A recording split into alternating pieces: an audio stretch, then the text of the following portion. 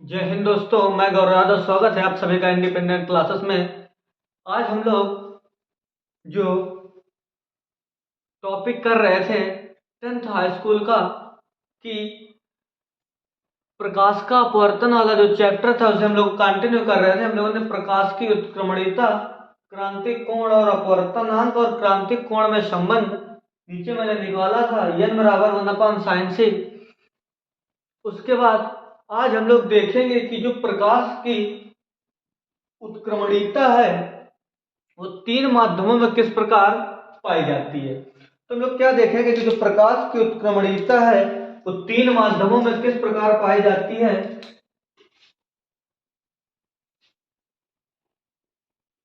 तीन माध्यमों के लिए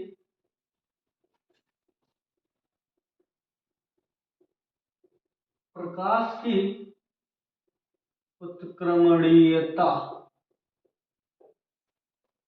तीन माध्यमों के लिए जो प्रकाश की उत्क्रमणीयता होती है वो क्या होती है कि जब कोई प्रकाश की किरण वायु से जल, जल से कांच, कांच से फिर वायु में जा रही हो, इस प्रकार की जो प्रक्रिया होती है उसे हम उत्क्रमणीयता कहते हैं। कि जिस माध्यम से प्रकाश जा रहा हो उसके बाद बीच में कितने भी माध्यम पड़े उसको पार करके प्रकाश फिर उसी माध्यम में चला जाए, इसे हम प्रकाश की उत्क्रमणीयता का सिद्धांत कहते हैं। तो हम लोग तीन माध्यम लेंगे, हम लोग तीन माध्यम लेंगे। आपका जो पहला माध्यम है वो क्या है, जल, वायु, सॉरी फर्स्ट आपका तीन माध्यम लेंगे हम लोग इस प्रकार। पहला आपका वायु, दूसरा जल और तीसरा आपका कांच। मैंने आप लोगों को दो माध्यमों के लिए प्रकाश की उत्क्रमणीयता का क्रम बताया था और मैंने ये भी बताया था कि जो प्रकाश है जब विरल से सघन जाता है तो अभिलंब की ओर झुक जाता है। तो सबसे पहले ये इस प्रकार की आपतित किरण हम लोग किसी एंगल से इस पर एक किरण आपतित करेंगे और उस पर एक अभिलंब खींचा जाएगा और अभिलंब खींचने के बाद वो किरण कुछ इस प्रकार झुक जाएगी। उसके बाद हमें इस पर भी एक अभिलंब पड़ेगा और वो किरण फिर से इस प्रकार झुक जाएगी, इस प्रकार फिर से झुक जाएगी यहां से, और उसके बाद यहां पर फिर एक अभिलंब आपका खींचा जाएगा और वो प्रकाश की किरण अभिलंब से इस प्रकार दूर हटेगी। आप लोग ये जानते हैं कि जो आपतित किरण होती है इसका कोण आई और जो अपवर्तित किरण या अपवर्तन कोण होता है उसे हम आर से लिखते हैं। और मैंने जब दो उत्क्रमणीयता का नियम बताया था, मुझे बताया था कि जो स्मॉल आर होता है वो इस पर भी वही स्मॉल आर आपतन कोण बनता है। उसके बाद मान लें इस पर अपवर्तन कोण ऐसा है, यही अपवर्तन कोण इस किरण के आगे बढ़ने पर, यही आपतन कोण अपवर्तन कोण किरण के आगे बढ़ने पर आपतन कोण बनेगा और उसके बाद प्रकाश फिर उसी माध्यम में चला गया तो ये किरण आपकी फिर से जो आपतन अपवर्तन कोण होगा आई होगा। सबसे बड़ी बात कि विरल माध्यम से जब कोई प्रकाश की किरण विरल से सघन में जाती है तो वह विलंब की ओर झुक जाती है। जल के बाद उसके बाद अब कांच में जाएगी, ये और सघन माध्यम है तो वह विलंब की ओर फिर से थोड़ा और झुक जाएगी। उसके बाद जब सघन से विरल में जाएगी तो प्रकाश किरण अभिलंब से दूर हट जाएगी। तो ये आपकी तीन माध्यम के लिए प्रकाश की उत्क्रमणीयता का सूत्र। तो हम सबसे पहले क्या लिखेंगे, स्नेल के नियम से, स्नेल के नियम से आप लोग स्नेल का नियम जानते ही हैं, तो उसके बाद स्नेल का नियम n बराबर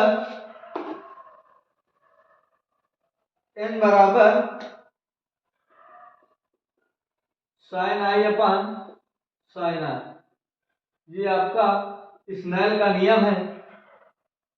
उसके बाद हम लोग क्या लिखेंगे कि जब प्रकाश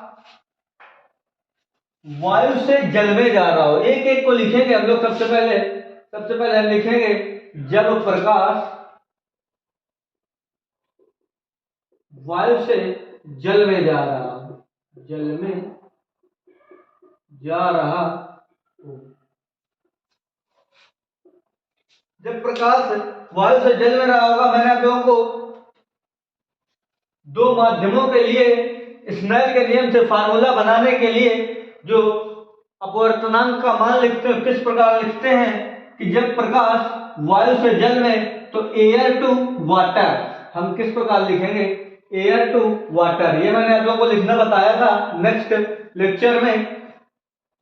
उसका जो आपतन कोण है आई, तो लिखेंगे साइन आई, अपवर्तन कोण है आर, तो लिखेंगे साइन आर। समीकरण नंबर फर्स्ट।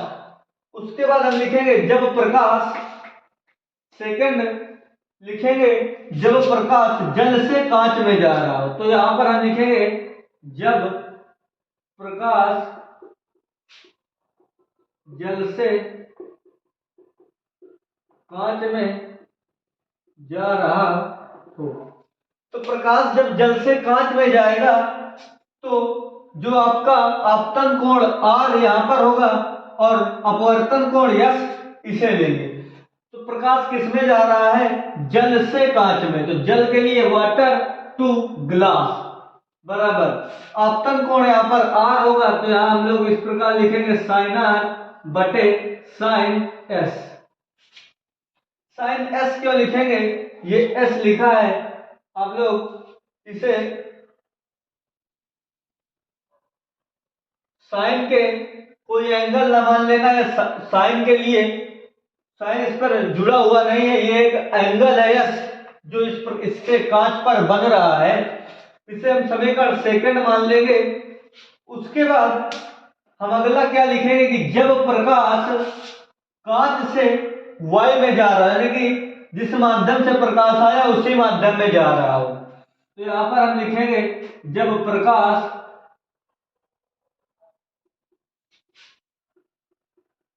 कांच से वायु में जा रहा हो, वायु में जा रहा हो। तो जब प्रकाश कांच से वायु में जाएगा, तो इसे हम लिखेंगे कांच glass to air, glass two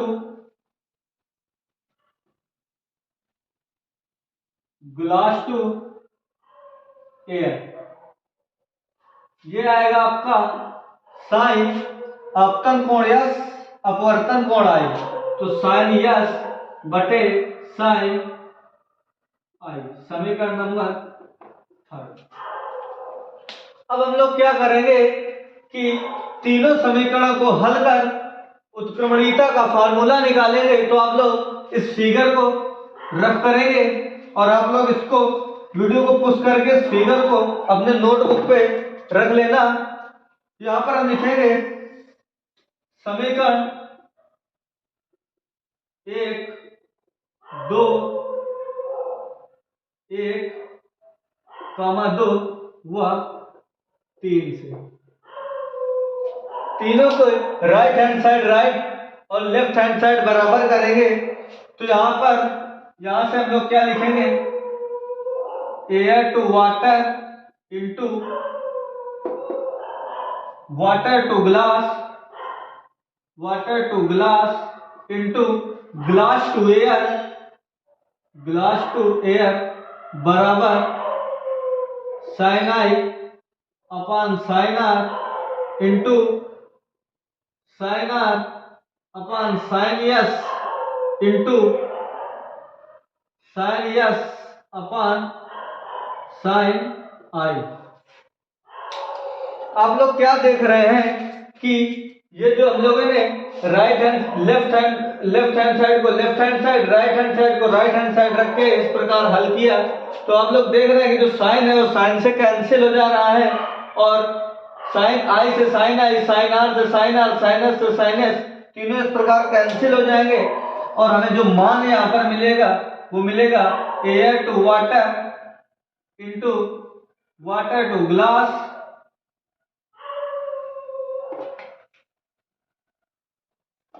into glass to air बराबर 1।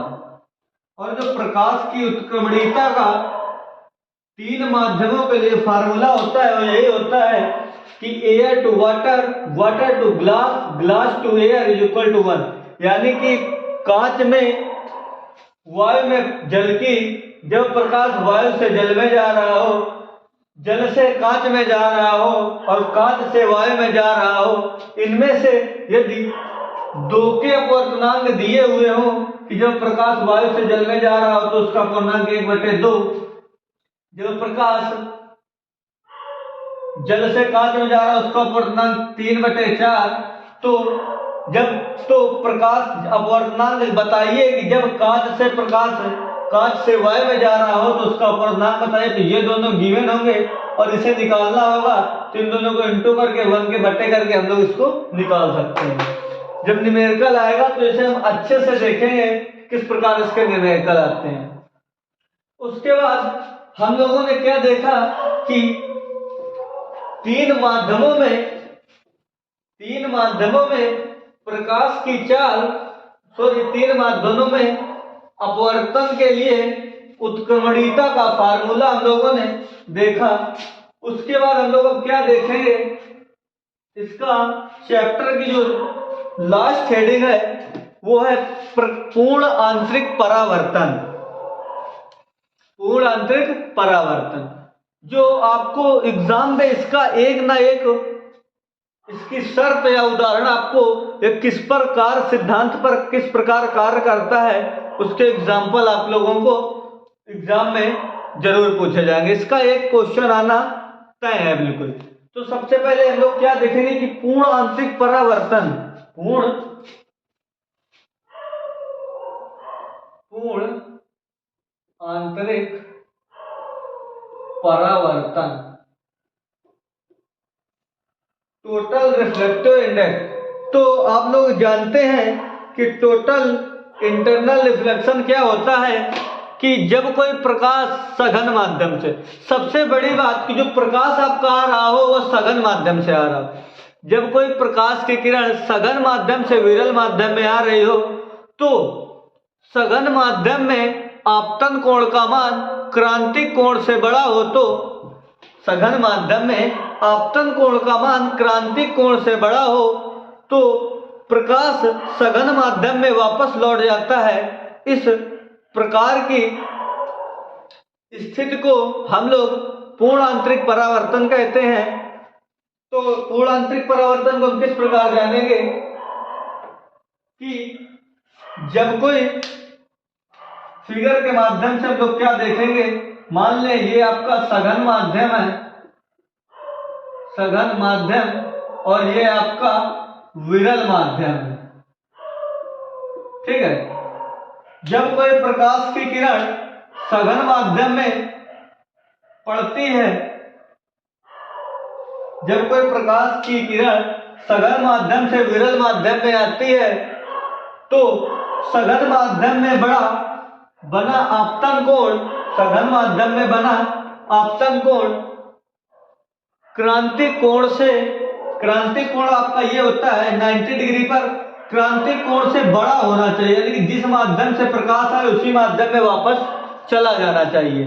क्रांतिक कोण से बड़ा होता है। इस प्रकार की स्थिति को हम पूर्ण आंतरिक परावर्तन के नाम से जानते हैं।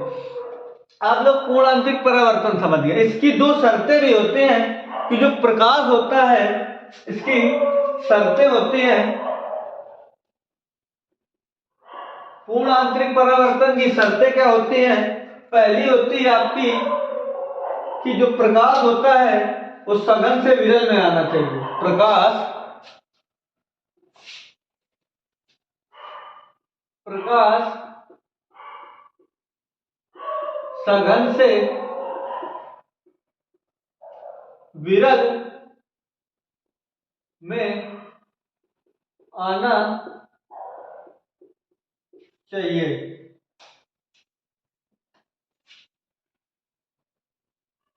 सबसे पहले हेडिंग है कि जो प्रकाश है सघन से विरल में आना चाहिए।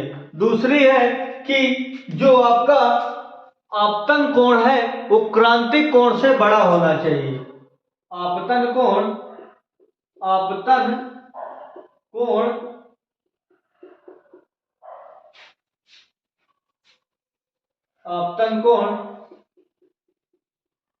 क्रांतिक कोण से बड़ा होना चाहिए।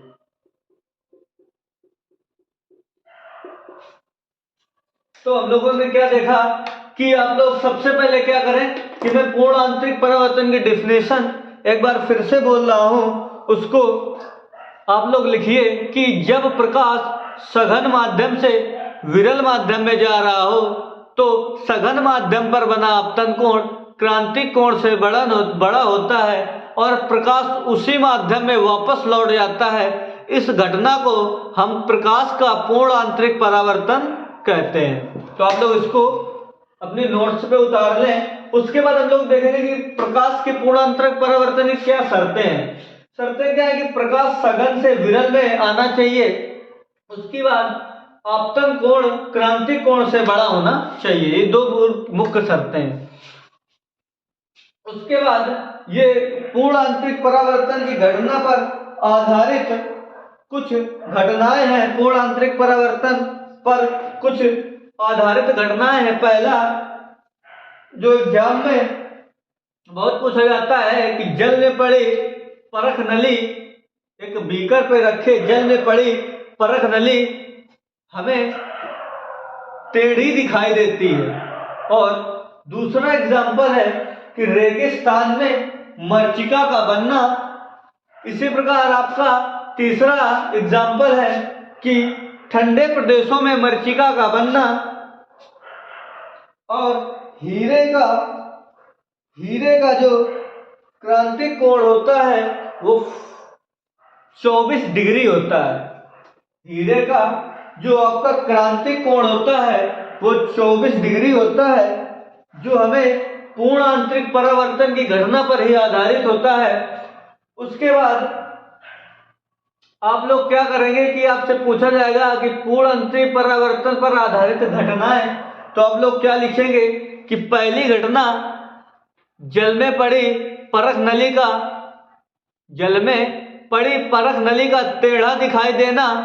उसके बाद आप दूसरा अगर पूछे तो आप लोग लिख सकते हैं रेगिस्तान में मरीचिका का बनना और ठंडे प्रदेशों में मरीचिका का बनना।